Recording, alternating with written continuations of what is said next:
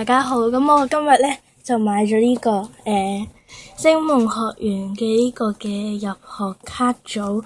咁我原本咧想買小櫻嘅，但係佢賣晒咯，得返呢隻。咁連埋 ID 卡就港版嘅，張 ID 卡就港版。咁佢呢個成套啦。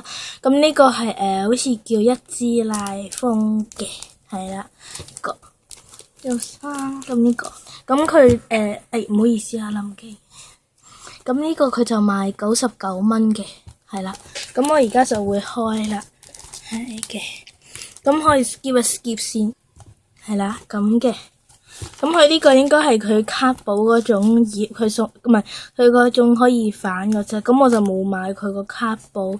咁有買你就可以連埋呢個就咁擺落去咯，係啦。咁呢個擺喺度先。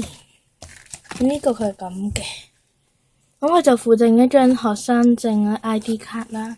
咁佢呢張卡就喺度嘅。我聽個人講話好似有藍色嘅，但係就揾唔到咯，有啲難弄。得啦，係啦，呢個。咁呢張 ID 卡啦，咁就可以玩400次嘅。咁呢度，咁你呢個位咧，其實可以寫嘢嘅，但係我就唔寫啦，就費事。就麻煩啦。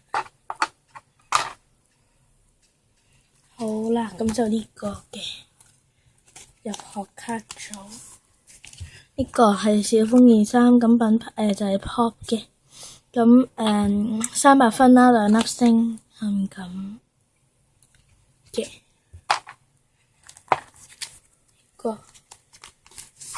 跟住呢個條裙。條裙個個都一樣，係顏色唔同嘅啫。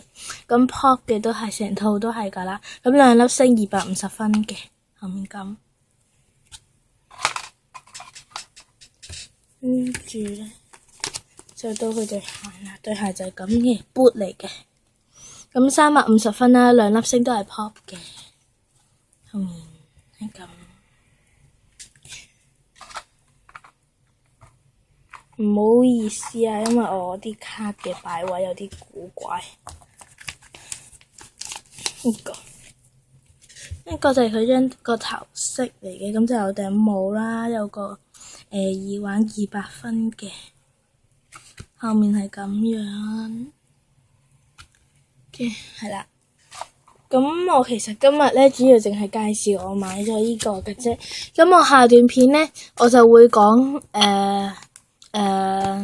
講下我啲鬼口水啊咁樣嘅，係啦，拜拜，拜拜，咁希望大家就可以俾 like 同埋可以訂閱我個 channel 啦，拜拜。